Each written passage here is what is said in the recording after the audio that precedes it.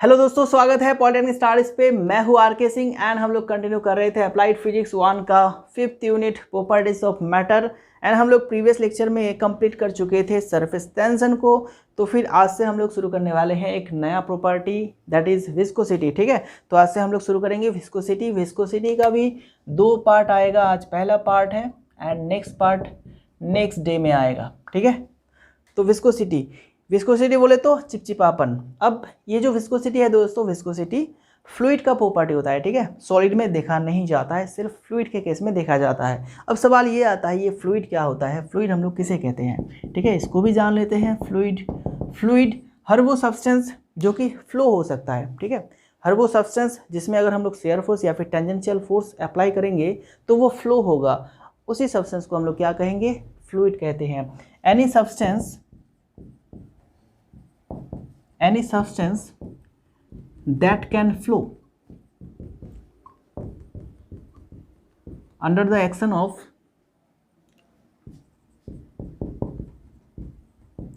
shear force। ठीक है, हर वो सब्सटेंस जिसमें अगर हम लोग शेयर फोर्स या फिर टेंजेंशियल फोर्स अप्लाई करेंगे तो वो फ्लो होगा, उसी सब्सटेंस को हम लोग कहेंगे फ्लूइड। एग्जाम्पल लेते हैं फ्लूइड का। एग्जाम्पल क्या होगा, एग्जाम्पल फ्लूइड का एक तो हो गया लिक्विड, दूसरा हो गया गैस। ठीक है, लिक्विड भी फ्लो हो सकता है, गैस भी फ्लो हो सकता है। तो ये हो गया 2 एग्जाम्पल जिसको हम लोग फ्लूइड कहते हैं। ठीक है, तो देखो यहाँ पे एक ऐसे मैंने तालाब लिए हैं। तालाब में क्या है, बिल्कुल फुल पानी भरा है। ठीक है, पानी क्या है, पानी ठहरा हुआ है, पानी एक लिक्विड है। ओके, पानी का यहाँ पे कोई भी मूवमेंट नहीं है, पानी बिल्कुल रेस्ट कंडीशन पे है। अगर यहाँ पे हम लोग इस ठहरे हुए पानी में अगर हम लोग ऐसे शेयर फोर्स अप्लाई करेंगे, इधर से शेयर फोर्स अप्लाई करेंगे इधर से, तो क्या होगा, शेयर फोर्स की वजह से ये जो पानी है ये फ्लो होने का टेंडेंसी दिखाएगा। ठीक है, ये फ्लो होना चाहेगा।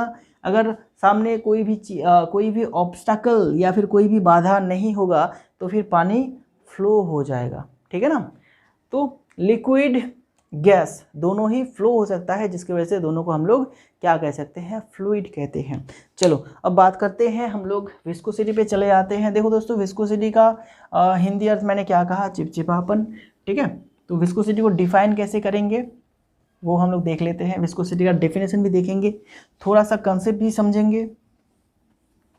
चलो अब देखो, आप लोगों ने बहुत तरह के लिक्विड देखे होंगे। ठीक है, कुछ एग्जांपल लेते हैं लिक्विड का, जैसे कि सबसे कॉमन सा liquid water is life. Okay, ठीक है ना, वाटर। दूसरा हो गया मिल्क। तीसरा लेते हैं हनी या फिर शहद। ओके, देन लेते हैं हम लोग ग्लिसरीन। कई लोग यूज़ करते हैं खास करके ठंडे में। ठीक है, मतलब विंटर में ज़्यादातर ग्लिसरीन यूज़ किया जाता है। एंड एक और लेते हैं, दैट इज़ बटर। ठीक है, ये जो मैंने एग्जांपल लिए हैं, पाँचों के पाँचों एग्जांपल क्या है, लिक्विड का एग्जांपल है। एंड ये पाँचों एग्जांपल को आप अच्छी तरह से पहचानते हैं, water, milk, honey, glycerin, butter. ठीक है, ये पाँचों के पाँचों को आप क्या करते हैं, अच्छी तरह से पहचानते हैं। तो देखो यहाँ पे ये पाँचों में से कौन सबसे ज़्यादा चिपचिपा नेचर का होता है, बोलो कौन सबसे ज़्यादा चिपचिपा नेचर का होता है एंड कौन सबसे कम चिपचिपा नेचर का होता है। तो डेफिनेटली आप लोगों का आंसर आएगा, सबसे कम जो चिपचिपा नेचर का होता है वो है वाटर। ठीक है, सबसे कम। ठीक है ना, एंड सबसे ज़्यादा की अगर बात करें, सबसे ज़्यादा यहाँ में से आपको देखने को मिलेगा बटर में। ठीक है, बटर। किसी का आंसर ग्लिसरीन भी आया होगा, हनी भी आया होगा, लेकिन इससे थोड़ा ज़्यादा चिपचिपा नेचर ये होता है, बटर होता है। ठीक है, ओके, बटर में पानी का जो मात्रा होता है वो थोड़ा सा इसके तुलना में कम होता है उसमें। ठीक है, इसके लिए वो ज़्यादा चिपचिपा नेचर का होता है। अब देखो, अब अगर हम लोग किसी सरफेस में ऐसे पानी गिराएंगे, ठीक है, ऐसे वाटर गिराएंगे, तो वो ईजिली फ्लो हो जाएगा। ठीक है, वो ईजिली फ्लो हो जाएगा क्योंकि उसका चिपचिपा नेचर बहुत ही कम है। अगर यहीं पे हम लोग अभी यहीं पे इसी सरफेस पे अगर हम लोग हनी को डालेंगे तो हनी थोड़ा स्लो मोशन पे आगे बढ़ेगा, स्लो मोशन पे फ्लो होगा। ठीक है, एंड उसके बाद अगर हम लोग बटर को यहाँ पे डालते हैं तो बटर बहुत ही कम फ्लो होगा, ठीक है, बहुत ही कम फ्लो होगा, थोड़ा दूर जाने के बाद वो रुक जाएगा, बिल्कुल स्टेबल कंडीशन पे आ जाएगा, मतलब रेस्ट में आ जाएगा। तो ऐसा क्यों होता है, ठीक है, ऐसा चिपचिपा नेचर अलग अलग लिक्विड के केस में अलग अलग क्यों देखने को मिलता है? कारण एक ही है दोस्तों, एक प्रॉपर्टी जिसको हम लोग कहते हैं विस्कोसिटी, ठीक है, एक प्रॉपर्टी की वजह से ऐसा होता है। वाटर में ये प्रॉपर्टी कम अमाउंट पे होता है, वाटर में वाटर में आपका ज़्यादा अमाउंट पे होता है, तो वाटर ज़्यादा चिपचिपा नेचर का होता है, ठीक है, जो ज़्यादा चिपचिपा उसमें विस्कोसिटी ज़्यादा है, ठीक है। तो चलो विस्कोसिटी को डिफाइन कर लेते हैं। अभी मैंने तो यहाँ पे एग्जांपल दे दिए हैं, ठीक है, चिपचिपापन का।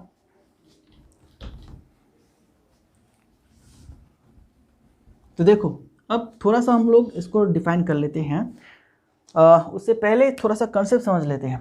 चलो अब देखो, ये हमारा एक सॉलिड सरफेस है, ठीक है, ये बिल्कुल हॉराइजेंटल है, सॉलिड सरफेस है, ओके। चलो इसको ऐसे मैं ड्रॉ कर लेता हूँ, ये सॉलिड सरफेस हो गया। इसके ऊपर मान लेते हैं कोई एक फ्लूइड या फिर कोई एक लिक्विड इधर से इधर फ्लो हो रहा था, ठीक है, कोई एक लिक्विड इस सरफेस के ऊपर ऐसे फ्लो हो रहा था, ठीक है ना। तो अब ये जो लिक्विड फ्लो हो रहा है, तो हम लोग इसको ऐसे मान सकते हैं कि ये लिक्विड आपका लेयर्स में फ्लो हो रहा है, बहुत सारे लेयर्स में, ठीक है, बहुत सारे स्तर में फ्लो हो रहा है। तो हम लोग कुछ स्तर में बांट लेते हैं, हम लोग चाहे तो इसको इन्फिनिटी नंबर ऑफ लेयर्स में बांट सकते हैं, लेकिन हम लोग समझने के लिए सिर्फ यहाँ पे 2 लेयर्स को लेते हैं, एक लेयर ये, ठीक है, एक दूसरा लेयर हम लोग इसको लेते हैं, ठीक है, एंड सबसे नीचे वाला लेयर जो कि सरफेस के साथ टच पे रहेगा उसको लेते हैं, ठीक है। तो हम लोगों ने ये पूरा लिक्विड को मान लिए हैं कि 4 लेयर में ये फ्लो हो रहा है, ठीक है। तो सबसे नीचे वाला लेयर किसके साथ टच पे है?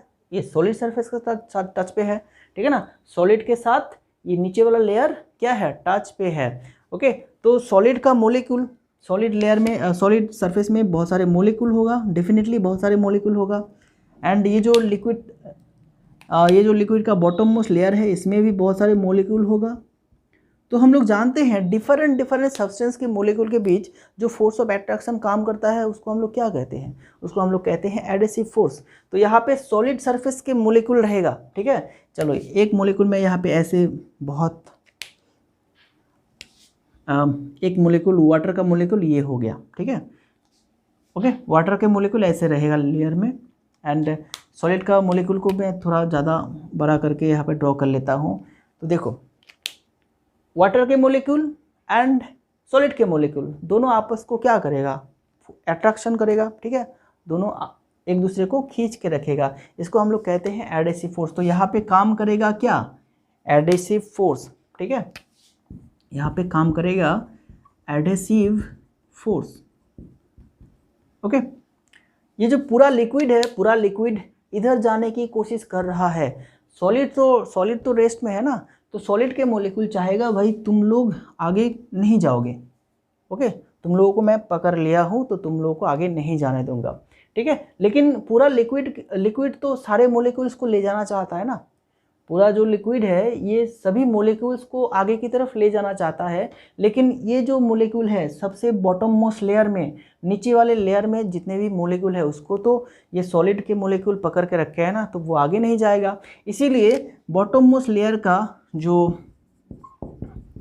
वेलोसिटी होगा, बॉटम मोस्ट लेयर,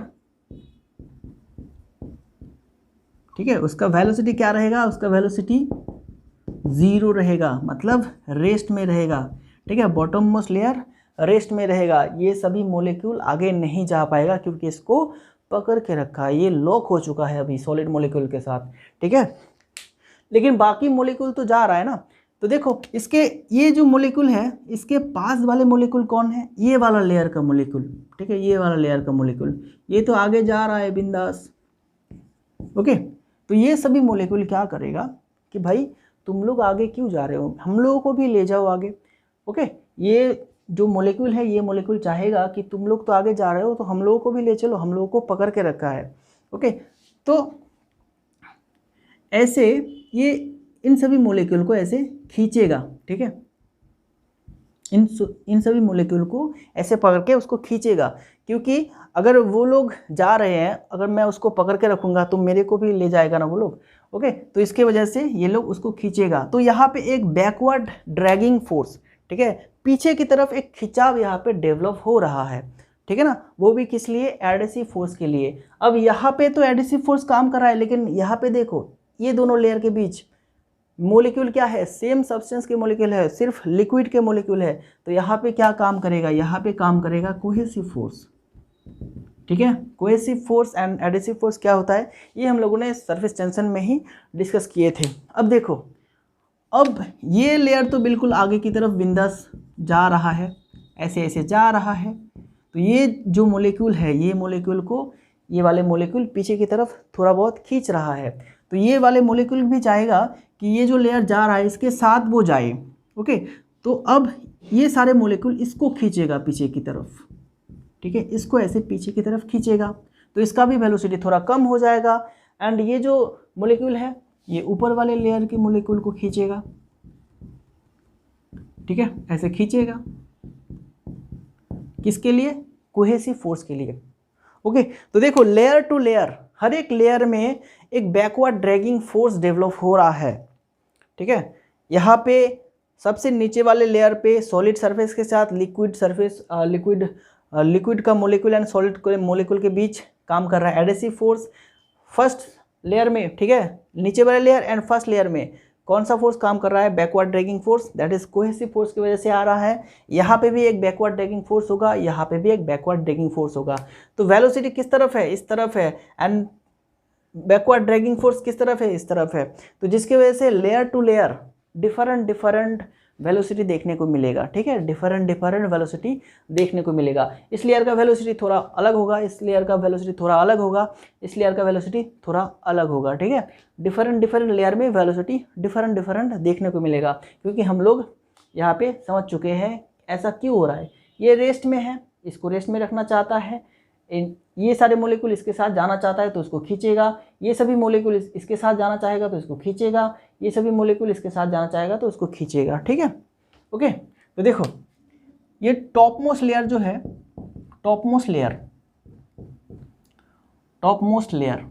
ठीक है, टॉपमोस्ट लेयर के ऊपर कोई भी क्या है, बाधा नहीं है, वो बिल्कुल फ्री है, ठीक है। टॉपमोस्ट लेयर में ऊपर की तरफ देखो कोई भी बाधा नहीं है, कोई भी वहाँ पे बैकवर्ड फोर्स नहीं एक्ट करेगा, जिसकी वजह से क्या होगा, टॉपमोस्ट लेयर का जो वेलोसिटी होगा वो मैक्सिमम होगा, वेलोसिटी मैक्सिमम, ठीक है।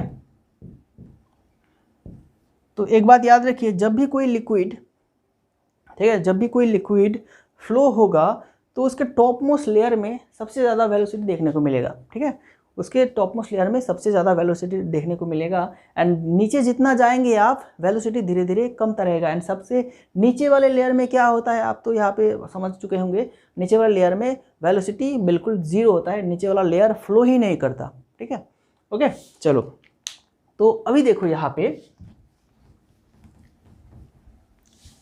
अभी हम लोग इसका कंसेप्ट भी समझ लेते हैं। यहाँ पे ये हो गया हमारा, एक लाइन मैंने ड्रॉ करा है यहाँ पे, ठीक है। तो देखो, अब चलो इसका जो है 1 2 3 नंबर लेयर का जो ये डेप्थ है इसको मान लेते हैं x। फर्स्ट लेयर एंड ये थर्ड लेयर के बीच में जो डिस्टेंस है वो x है, ठीक है। एंड इसका वेलोसिटी मान लेते हैं, इसका वेलोसिटी क्या है, v, ठीक है, इसका वेलोसिटी क्या है, v। ये v वेलोसिटी के साथ आगे की तरफ जा रहा है, ऐसे इधर जा रहा है। ओके, अब क्या होगा, हम लोग जानते हैं कि सबसे ऊपर वाले लेयर में वेलोसिटी ज़्यादा होता है एंड सबसे नीचे वाले लेयर में वेलोसिटी सबसे कम होता है। तो इसके ऊपर वाले लेयर में डेफिनेटली वेलोसिटी ज़्यादा होगा, तो v तो इसी का है। एंड मान लेते हैं यहाँ पे थोड़ा सा वेलोसिटी ज़्यादा है, ये dv, ओके। एंड यहाँ पे इस वाले डिस्टेंस को हम लोग मान लेते हैं dx, ठीक है। ये छोटा सा, ये दो लेयर के बीच में डिस्टेंस है dx, ओके। अब देखो layer to layer, okay, layer to layer velocity कितना चेंज हो रहा है, देखो वेलोसिटी कितना चेंज हो रहा है, dx डिस्टेंस अगर हम लोग ऊपर जाएंगे तो वेलोसिटी कितना चेंज हो रहा है, dv वेलोसिटी चेंज हो रहा है dx डिस्टेंस ऊपर जाने में, ठीक है। तो ये जो हमें रेशियो मिल गया है dv/dx, ओके, वेलोसिटी चेंज अपन डिस्टेंस चेंज, इसको हम लोग कहते हैं वेलोसिटी ग्रेडियंट।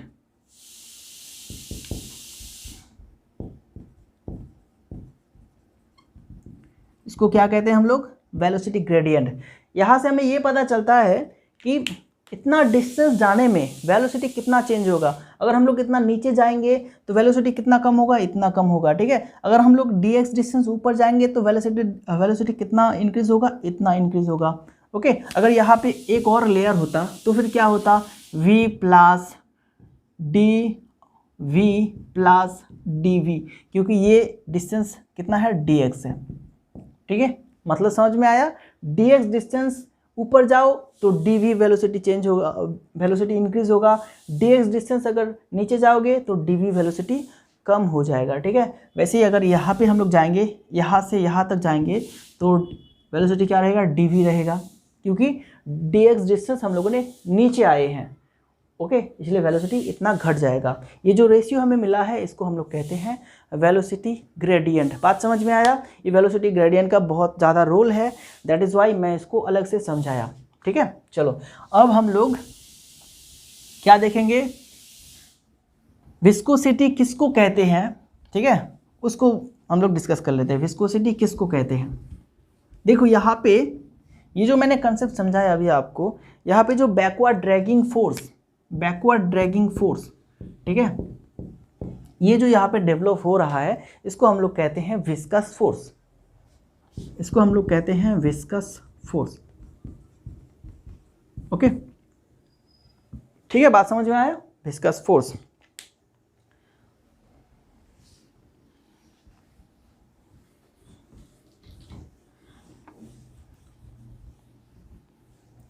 तो विस्कोसिटी हम लोग किसको कहते हैं, विस्कोसिटी मैंने सबसे पहले कहा, विस्कोसिटी एक्चुअली एक प्रॉपर्टी है, ठीक है, एक्चुअली एक प्रॉपर्टी है। तो इसको हम लोग कैसे डिफाइन करेंगे, देखो विस्कोसिटी को हम लोग ऐसे डिफाइन कर सकते हैं, विस्कोसिटी इज द प्रॉपर्टी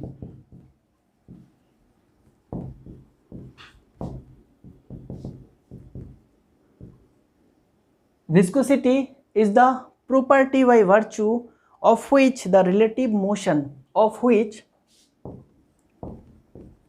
जिसकी वजह से क्या होता है, the relative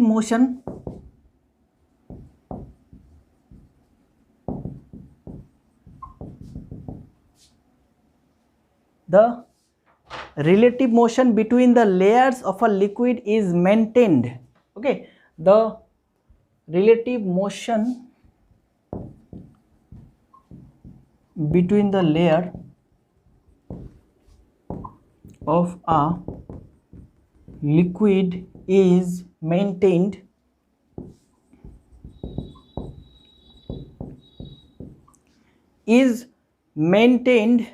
is called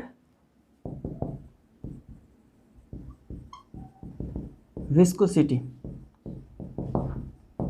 ठीक है, is called viscosity. And viscosity को हम लोग ऐसे भी डिफाइन कर सकते हैं सिंपली लैंग्वेज में, जैसे कि हम लोगों ने एक्सप्लेनेशन देखा, viscosity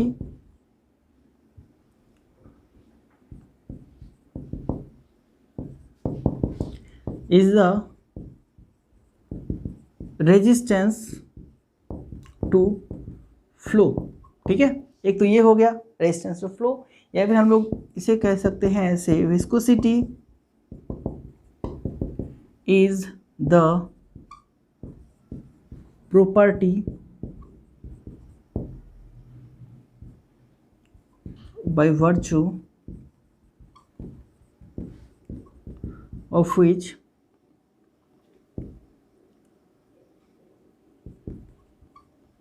the liquid viscosity is the property by virtue of liquid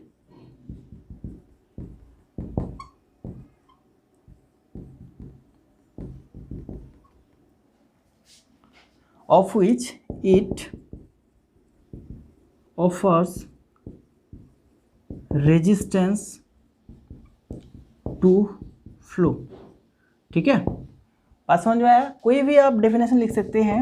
ये वाला डेफिनेशन स्टैंडर्ड डेफिनेशन है एंड ये सिंपल लैंग्वेज में ये दोनों डेफिनेशन मैंने लिखा है। ठीक है, आपको समझाने के लिए जस्ट विस्कोसिटी को आप ये स्टैंडर्ड डेफिनेशन से लिख सकते हैं तो अच्छा होगा। एंड ये दोनों डेफिनेशन सिर्फ याद रखने के लिए, viscosity is the property by virtue of liquid of which it offers resistance to flow. ठीक है, विस्कोसिटी लिक्विड का एक ऐसा प्रॉपर्टी है जिसकी वजह से क्या करता है, लिक्विड फ्लो को एक रेजिस्टेंस देता है। ठीक है, फ्लो नहीं होना चाहता है जिसकी वजह से उसको हम लोग कहते हैं क्या, विस्कोसिटी। ठीक है, and according to first definition viscosity is the property by virtue of which the relative motion between the layers of a liquid is maintained is called viscosity। ठीक है, तो देखो रिलेटिव मोशन किसको कहते हैं, एक लेयर के रिस्पेक्ट में दूसरे लेयर का जो वेलोसिटी है, मोशन है। ठीक है, जैसे देखो यहाँ पे हम लोगों ने कहाँ पे जगह है, चलो इधर हम लोगों ने ऐसे लेयर में बांट लिए थे ना। ठीक है, ऐसे लेयर में बांट लिए थे, तो ये सबसे बॉटम मोस्ट लेयर था, इसका वेलोसिटी क्या था, 0 था। ओके, इसके रेस्पेक्ट में सेकंड लेयर का मोशन। ठीक है, इसके रेस्पेक्ट में जब हम लोग सेकंड लेयर का मोशन निकालेंगे तो वो क्या होगा, रिलेटिव मोशन होगा। एंड सेकंड लेयर के रेस्पेक्ट में हम लोग अगर थर्ड लेयर का मोशन निकालते हैं तो उसको भी हम लोग रिलेटिव मोशन कह सकते हैं। ठीक है, मतलब किसी दूसरे लेयर के रेस्पेक्ट में किसी और लेयर का जो मोशन रहेगा उसे हम लोग कहेंगे रिलेटिव मोशन। एंड विस्कोसिटी एक ऐसा प्रॉपर्टी है कि ये जो रिलेटिव मोशन है लेयर टू लेयर, ठीक है, एक हर एक लेयर के लिए जो रिलेटिव मोशन है उसको मेंटेन रखता है। जैसे कि देखो यहाँ पे इसके रेस्पेक्ट में इसका जो रिलेटिव मोशन है एंड इसके रेस्पेक्ट में इसका जो रिलेटिव मोशन है, इसके रेस्पेक्ट में इसका जो रिलेटिव मोशन है वो क्या रहेगा, मेंटेन रहेगा। ठीक है, वो क्या रहेगा, मेंटेन रहेगा। मतलब तीनों के लिए रिलेटिव मोशन जो है वो सेम रहेगा। इसके रेस्पेक्ट में इसका रिलेटिव मोशन जितना होगा, इसके रेस्पेक्ट में इसका मोशन जितना होगा, ठीक है, इसके रेस्पेक्ट में इसका मोशन जितना होगा वो सेम रहेगा। रिलेटिव मोशन आपका मेंटेन रहेगा जिस प्रॉपर्टी की वजह से, उसी को हम लोग कहते हैं विस्कोसिटी। ठीक है, ये भी कंसेप्ट आप समझ लीजिए फटाफट से। ओके, चलो, तो ये तीनों डेफिनेशन आप बिल्कुल लिख सकते हैं। अभी हम लोग विस्कोसिटी का फॉर्मूला देखेंगे, विस्कोसिटी को डेराइव करेंगे कैसे विस्कोसिटी। तो ये जो विस्कोसिटी है दोस्तों, ये दो चीज़ों पे हम लोग ऐसे रिलेट करके उसको लोग डिफाइन कर सकते हैं। एक तो हो गया आपका सरफेस एरिया, ठीक है, दूसरा है वेलोसिटी ग्रेडियंट। ये जो विस्कोसिटी है ये दो चीज़ों पे डिपेंड करता है, एक तो आपका सरफेस एरिया, ठीक है, एंड दूसरा है वेलोसिटी ग्रेडियंट। तो देखो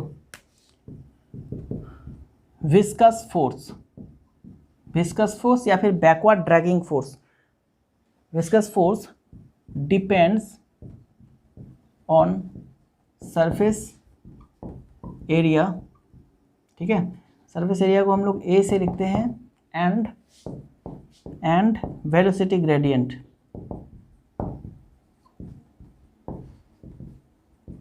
dv/dx। ठीक है, इन दोनों के ऊपर डिपेंड करता है।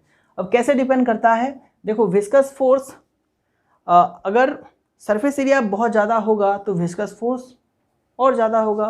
ओके, ठीक है, सरफेस एरिया जितना ज़्यादा होगा विस्कस फोर्स उतना ही ज़्यादा होगा। एंड वेलोसिटी ग्रेडियंट जितना ज़्यादा होगा विस्कस फोर्स भी उतना ही ज़्यादा होगा। ठीक है, मतलब क्या है, देखो एक मैं यहाँ पे लेयर ड्रॉ कर रहा हूँ, लेयर को थोड़ा सा 3D में ड्रॉ कर रहा हूँ। ये एक लेयर है, ठीक है, एंड नीचे एक लेयर है, ऐसे नीचे एक लेयर रहेगा। तो इस लेयर का सरफेस एरिया ए है, इसका भी सरफेस एरिया ए है। दोनों प्लेट के जैसा हम लोग ऐसे इसको मानते हैं। ठीक है, दोनों प्लेट के जैसा, ये वाला लेयर, ये वाला लेयर, दोनों ही ऐसे जा रहा था। ठीक है, ओके, तो देखो सरफेस एरिया जितना ज़्यादा होगा उतने ही ज़्यादा मोलिक्यूल्स होंगे। ठीक है, सरफेस एरिया यहाँ पे जितना ज़्यादा होगा, जितना अगर बहुत बड़ा सरफेस एरिया रहता तो बहुत सारे मोलिक्यूल यहाँ पे रहता, बहुत सारे मोलिक्यूल रहता तो कोहेसिव फोर्स और भी ज़्यादा होता। ठीक है, क्योंकि मोलिक्यूल टू मोलिक्यूल आपका कोहेसिव फोर्स एक्ट करता है, जितना ज़्यादा मोलिक्यूल उतना ही कोहेसिव फोर्स, मतलब उतना ही ज़्यादा विस्कस फोर्स। ठीक है, बात समझ में आया? जितना ज़्यादा फोर्स होगा, जितना ज़्यादा सरफेस एरिया होगा उतना ही ज़्यादा फोर्स भी यहाँ पे काम करेगा। ठीक है ना, चलो तो ये जो विस्कस फोर्स है ये सरफेस एरिया के साथ कैसे रिलेट है। Viscous force F is directly proportional to surface area. Surface area अगर ज़्यादा होगा फोर्स भी ज़्यादा होगा। एंड वैसे ही वेलोसिटी ग्रेडियंट, ठीक है, वेलोसिटी ग्रेडियंट के साथ ये क्या होगा, डायरेक्टली प्रोपोर्शनल होगा। वेलोसिटी ग्रेडियंट जितना ज़्यादा होगा विस्कस फोर्स उतना ही ज़्यादा होगा, ठीक है ना। चलो, तो अब इसको अगर हम लोग कंबाइन करते हैं आफ्टर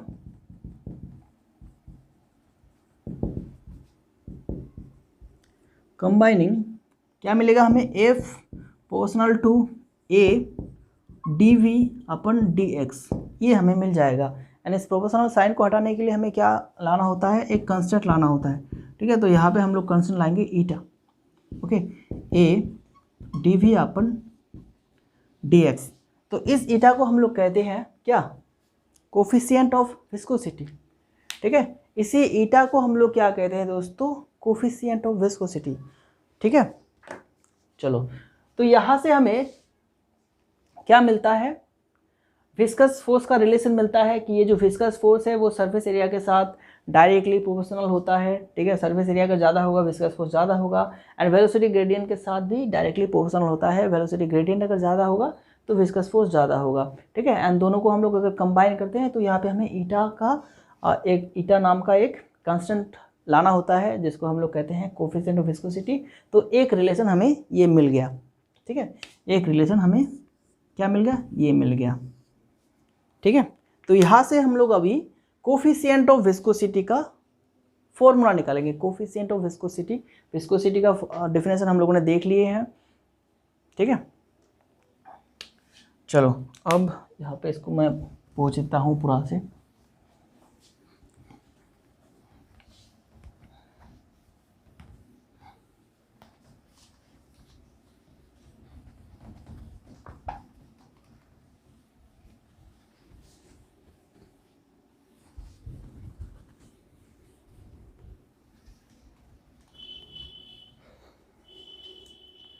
हमें क्या फॉर्मूला मिला, F equal to A dV upon dx। तो यहाँ से अगर हम लोग इसका वैल्यू निकालते हैं कोफिशिएंट ऑफ विस्कोसिटी, तो क्या होगा, F बाई A, ठीक है, एंड ये हो जाएगा dx बाई dV, ठीक है। बात समझ में आया, dx by dV।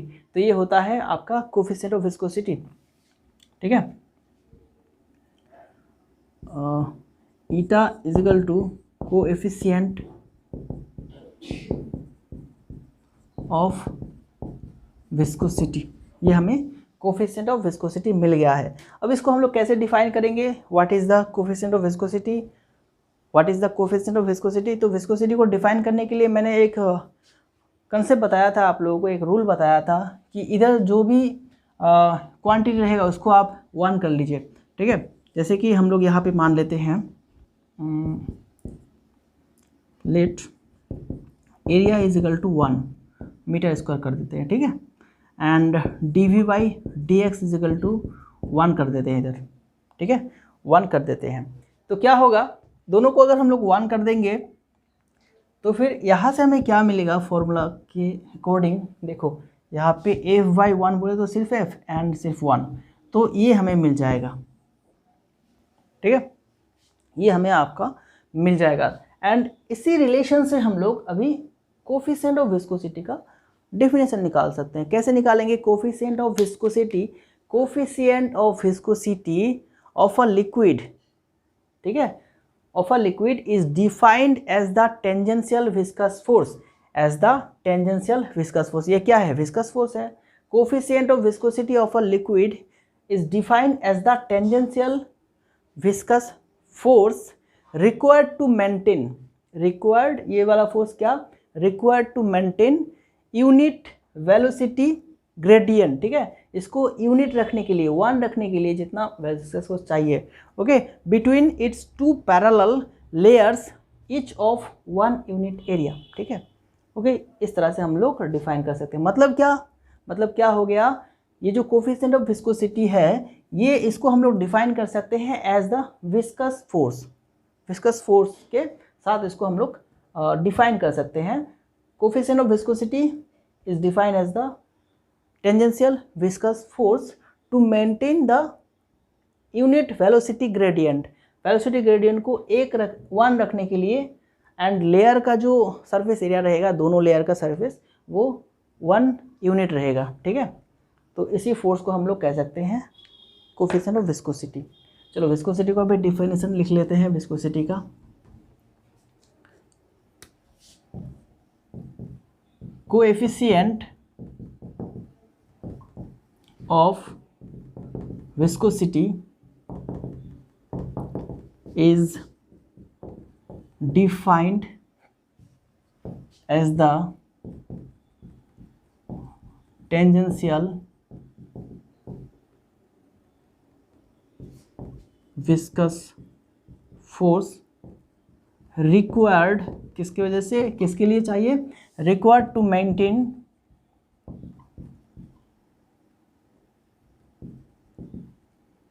unit velocity gradient between two layers of each area of each unit area। ठीक है, ये हो गया कोफिशिएंट ऑफ विस्कोसिटी का डेफिनेशन। फटाफट से लिख लीजिए कोफिशिएंट ऑफ विस्कोसिटी का definition. Coefficient of viscosity is defined as the tangential viscous force required to maintain unit velocity gradient between two layers of each unit area. ठीक है, coefficient of viscosity क्या है? Coefficient of viscosity को हम लोग as a tangential viscous force मान सकते हैं, जो फोर्स लगता है यूनिट वेलोसिटी ग्रेडियंट को मेंटेन रखने के लिए, एंड जो लेयर का एरिया होगा वो 1 होगा। ठीक है, यूनिट एरिया होगा। ठीक है ना। चलो अब देखो, अब यहाँ से हम लोग डायमेंशन निकाल सकते हैं कोफिशिएंट ऑफ विस्कोसिटी का। डायमेंशन कोफिशिएंट ऑफ विस्कोसिटी का फॉर्मूला क्या है? F/A dx/dv। तो फोर्स का डायमेंशनल फॉर्मूला क्या है आप सभी को पता होगा, mL/T-2। ठीक है, एंड एरिया का डायमेंशन L², एंड इधर dx बोले तो डिस्टेंस L, एंड dv बोले तो वेलोसिटी, दैट इज L/T1। ठीक है, इसको अगर आप कैलकुलेट करते हैं तो आपको क्या मिलेगा? mL ये नीचे L माइनस रहेगा सिर्फ, एंड T-1 रहेगा। ठीक है, ये रहेगा आपका, ये हो गया dimension of coefficient of viscosity. ठीक है, एंड यूनिट की अगर बात करें, SI यूनिट विस्कोसिटी का SI यूनिट क्या है? फॉर्मूला से यहाँ से लिखिए, फॉर्मूला ये क्या होगा? SI यूनिट फोर्स का SI यूनिट न्यूटन नीचे होगा मीटर स्क्वायर।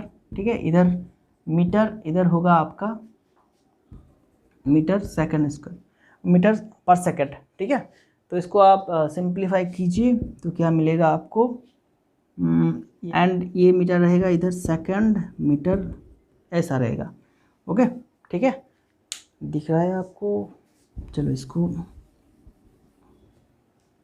ऐसे लिख देता हूँ, newton upon metre square, and इधर रहेगा मीटर सेकंड इनवर्स। ठीक है, इसको अगर सिंप्लीफाई करेंगे तो रहेगा हमारे पास न्यूटन सेकंड मीटर उसका टू द पावर -2। ठीक है, इसी को हम लोग कहते हैं क्या दोस्तों? पॉइसेली स्पेलिंग क्या है? पॉइसेली POISUILLE,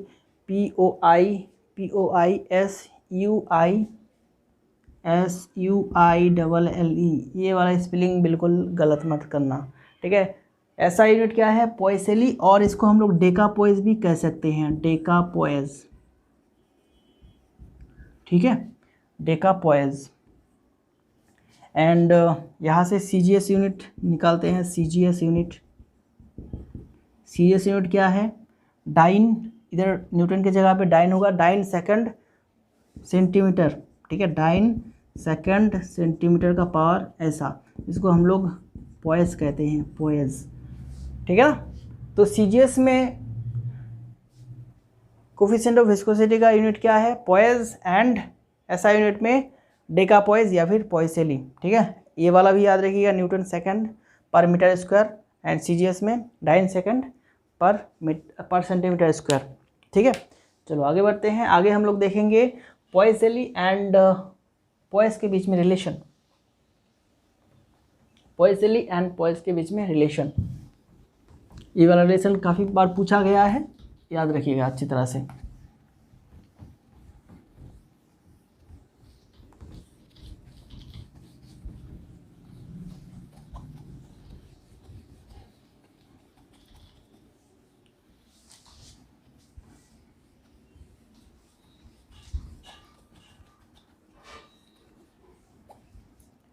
चलो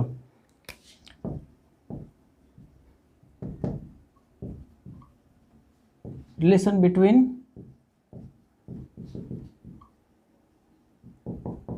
पॉइसेली एंड पॉइज, ठीक है, पॉइसेली एंड पॉइज।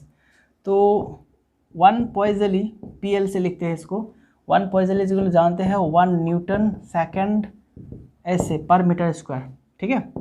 तो न्यूटन को डाइन में कन्वर्ट करो, 10⁵ डाइन, एंड सेकंड की जगह सेकंड रहेगा, एंड मीटर, इधर मीटर को सेंटीमीटर से करेंगे तो क्या होगा 100।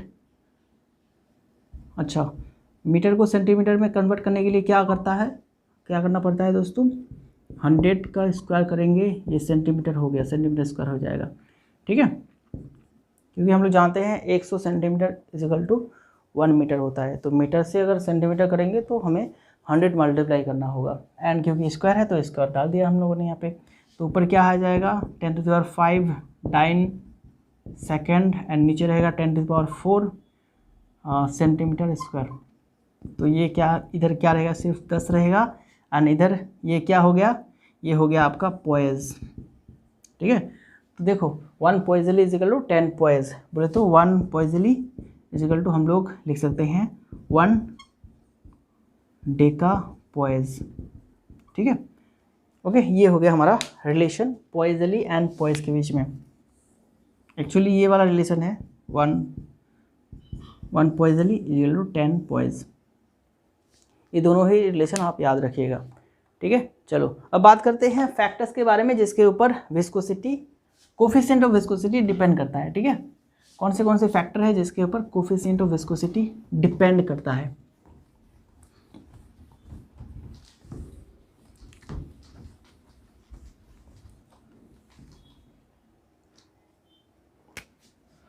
फैक्टर्स on which coefficient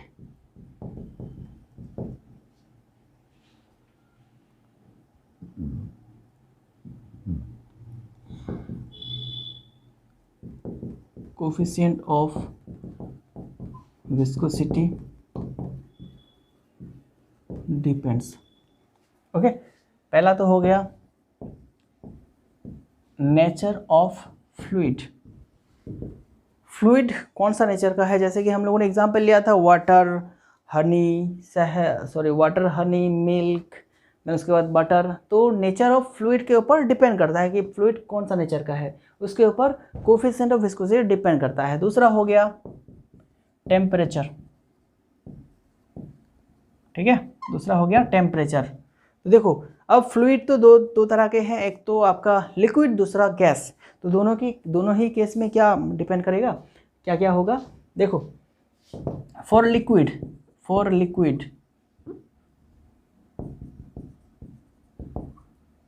के केस में क्या है, इफ टेम्परेचर इंक्रीजेस, ठीक है, अगर टेम्परेचर इंक्रीज होता है तो विस्कोसिटी क्या होगा, डिक्रीज होगा, देन विस्कोसिटी और कोफिशिएंट ऑफ विस्कोसिटी डिक्रीजेस, ठीक है। ओके, एंड गैस के केस में उल्टा होगा, if temperature increase viscosity decreases. Okay, sorry, इधर इंक्रीज होगा, ठीक है। गैस के केस में अगर टेम्परेचर ज़्यादा होता है, टेम्परेचर इंक्रीज होता है तो विस्कोसिटी भी इंक्रीज होगा, लेकिन लिक्विड के केस में टेम्परेचर अगर इंक्रीज होता है तो विस्कोसिटी आपका डिक्रीज होगा। अभी बात करते हैं तीसरा फैक्टर, दैट इज प्रेशर। तो प्रेशर के केस में भी अलग अलग तरह से डिपेंड करता है। एक तो फॉर लिक्विड बात करते हैं, लिक्विड के बारे में। लिक्विड के केस में विस्कोसिटी क्या है, तो प्रेशर अगर इंक्रीज होगा, प्रेशर इंक्रीज, अच्छा मैं ये एरो जो साइन दिखा रहा हूँ दोस्तों, इसका मतलब है इंक्रीज। प्रेशर अगर इंक्रीज होता है तो विस्कोसिटी ऑल्सो इंक्रीज। ठीक है, लिक्विड के केस में प्रेशर अगर इंक्रीज होता है तो विस्कोसिटी भी इंक्रीज होगा। यहाँ पे आप ये बात याद रखिएगा, एक्सेप्ट वाटर। ठीक है, एक्सेप्ट वाटर। वाटर को छोड़ के बाकी जितने भी लिक्विड है सबके केस में प्रेशर इंक्रीज होने से विस्कोसिटी भी इंक्रीज होगा, सिर्फ वाटर को छोड़ के। ठीक है, वाटर एक अपवाद है यहाँ पे। देन उसके बाद फॉर गैस, ठीक है, फॉर गैस, गैस के केस में क्या है, viscosity for gas is independent of pressure. तो गैस के केस में जो विस्कोसिटी है वो प्रेशर के ऊपर डिपेंड नहीं करता है। आप चाहे ज़्यादा प्रेशर दें या फिर कम प्रेशर दें, कोई फ़र्क नहीं पड़ता। ठीक है, कोई फ़र्क नहीं पड़ता। ओके, तो ये था कुछ फैक्टर्स, एंड इसमें से टेम्परेचर का केस बहुत ही इंपॉर्टेंट है, प्रेशर का भी केस बहुत ज़्यादा इंपॉर्टेंट है। ये वाला बात आप याद रखिएगा। अगर आपको पूछा जाए टेम्परेचर के साथ विस्कोसिटी कैसे चेंज होता है बताओ, तो आपको ये दोनों पॉइंट लिखना होगा। लिक्विड के केस में टेम्परेचर अगर बढ़ता है तो फिर क्या है, विस्कोसिटी घटता है। और गैस के केस में टेम्परेचर अगर बढ़ता है तो विस्कोसिटी बढ़ता है। ठीक है, एंड अगर ऐसे ही बताया जाए कि विस्कोसिटी के ऊपर प्रेशर का प्रभाव क्या है बताओ, ठीक है, तो आपको फिर से यहाँ पे लिखना है कि लिक्विड के केस में प्रेशर अगर बढ़ता है तो विस्कोसिटी भी बढ़ता है, लेकिन वाटर यहाँ पे एक्सेप्शन है। ठीक है, वाटर के केस में ऐसा नहीं होगा। एंड गैस के केस में प्रेशर का कोई रोल नहीं है। प्रेशर आप ज़्यादा भी रख सकते हैं, कम भी रख सकते हैं, लेकिन विस्कोसिटी में कोई प्रभाव नहीं पड़ेगा। ठीक है, तो ये सवाल पूछा जा सकता है एमसीक्यू में कि गैस के केस में अगर हम लोग प्रेशर को इंक्रीज करते हैं तो विस्कोसिटी डैश। ठीक है, विस्कोसिटी डैश, तो आपको वहाँ पे लिखना है रिमेन सेम या फिर अनचेंज्ड। ठीक है ना। चलो, तो आज के केस में, आज के क्लास में हम लोगों ने जितने भी टॉपिक डिस्कस किए हैं, ओके, तो और भी कुछ टॉपिक रह गए हैं, वो जो हम लोग सेकंड पार्ट में डिस्कस करेंगे। ठीक है, चलो मिलते हैं नेक्स्ट क्लास में, तब तक अपना पढ़ाई करते रहना। अगर कहीं पे भी डाउट है तो व्हाट्सएप नंबर तो आपके पास होगा ही, तो वहाँ पे आप मेरे साथ कांटेक्ट कर सकते हैं, बात कर सकते हैं। ठीक है, चलो मिलते हैं नेक्स्ट क्लास में। Thank you very much.